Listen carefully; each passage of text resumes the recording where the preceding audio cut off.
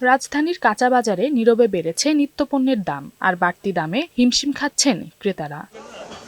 বিশেষ করে চাল, ডাল ও তেলের দাম বেড়ে যাওয়ায় বিপাকে পড়েছে ক্রেতারা। নাজির শাইল মিনিকেট চালের দাম বেড়েছে কেজি প্রতি ৫ থেকে ৭ টাকা, পোলাও চালের দাম বেড়েছে কেজি প্রতি ১০ থেকে ১৫ টাকা, মুসুর ডালের দাম প্রতি কেজিতে বেড়েছে ১২ থেকে ১৫ টাকা। বাজারে চড়া দামে বিক্রি হওয়া সয়াবিন তেলের সরবরাহ কম। ক্রেতারা বলছেন, সিন্ডিকেটের কারণে নিত্যপণ্যের দাম সাধারণ মানুষের নাগালের বাইরে। এই চাল, ডাল, তেল এগুলো সবকিছু দামগুলো একটু নিয়ন্ত্রণে কমে হইলে পরে সাধারণ মানুষ কিনে খেতে পারে।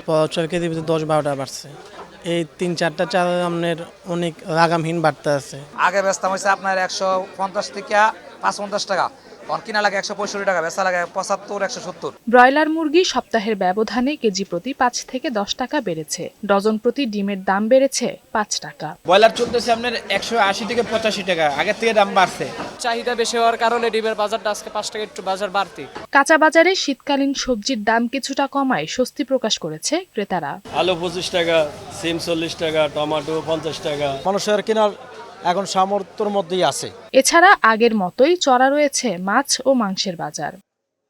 নওশীন জান্নাত, বৈশাখী সংবাদ।